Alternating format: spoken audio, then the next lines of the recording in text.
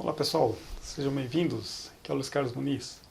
Dando continuidade à nossa estruturação da central de atendimento, hoje nós vamos tratar de um outro passo que é o momento de você organizar o fluxo dos processos.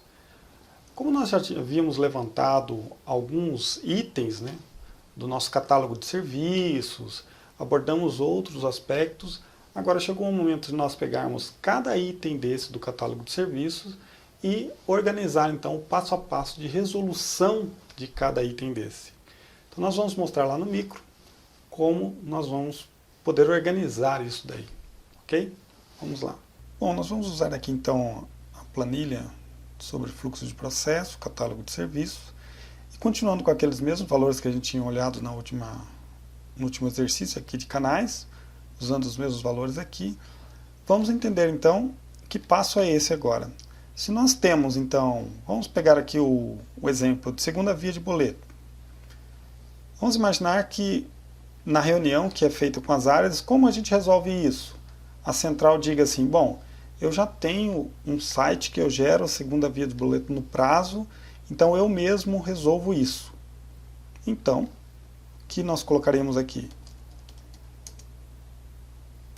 Gerar e enviar. Gerar e enviar, por exemplo, segunda via. Quem é a área responsável é a própria central responsável. Depois a gente vai discutir isso aqui num outro vídeo. Tem um passo 2? Então aqui, ó, passo 1. Qual é a tarefa? Qual é a área? Qual é o prazo? Tem um passo 2? Tem um passo 3? Não, basicamente eu resolvo tudo num passo só. Pronto. Então, está aqui o fluxo desse assunto. Está resolvido aqui no passo 1. Pegando um outro exemplo, fora do prazo, a central vai dizer, bom, eu não consigo resolver isso não. Aí conversa com a área financeira diz que, olha, eu resolvo, mas eu não falo com o cliente. Então o que a gente poderia falar aqui? Gerar e enviar, ou calcular e enviar, calcular e gerar, por exemplo. Quem faz isso? Contas a receber. Só que a central que envia, porque o contas a receber não fala com o cliente, por exemplo. Pronto. Então nós temos passo 1, calcular e gerar. Ela vai anexar lá na ocorrência, alguma coisa do tipo. É essa área que faz. O passo 2, enviar. É a central. Um outro aspecto aqui. Olha, informações sobre o contrato. É a área de gestão de contratos, por exemplo, que faz. E a área de gestão de contratos que envia para o cliente? Sim, não. Então, tem que analisar. Vamos ver aqui. A gente pode dizer o seguinte. Organizar a informação. Área de contratos. Enviar central. Então, vamos imaginar que a área de contratos também não fala com o cliente. Tenho 2 passos para resolver.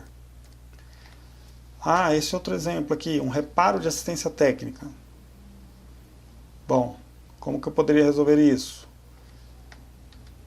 Eu tenho vistoria. Tudo exemplo aqui, pessoal. Talvez não bata com o fluxo de vocês, mas para a gente entender aqui. Eu tenho vistoria.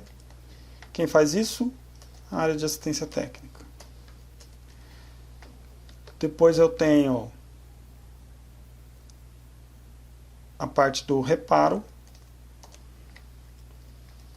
Caso seja procedente, a vistoria, eu fiz a vistoria e vimos realmente que é um problema. Não é o cliente que usou incorretamente, por exemplo, a sua unidade.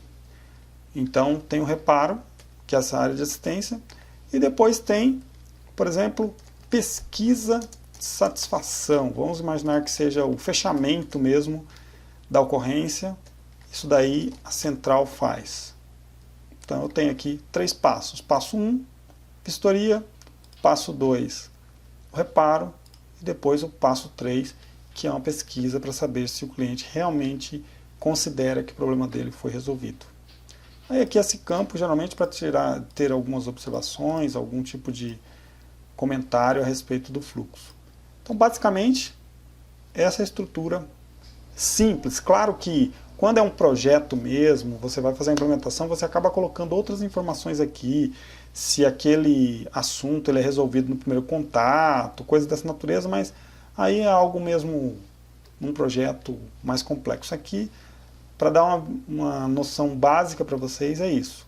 Eu tenho os passos, qual é a tarefa que eu tenho que desenvolver, quem é o responsável, qual é o prazo, a gente vai falar no próximo vídeo. E eu consigo, então, assunto por assunto, definir qual é o meu fluxo, então, de resolução. Espero que tenham gostado desse conteúdo. E se tiverem comentários, alguma sugestão para enriquecer a nossa discussão aqui sobre o Central de Atendimento, fique à vontade, então, de enviar o seu comentário. Obrigado por acompanhar o conteúdo e até a próxima.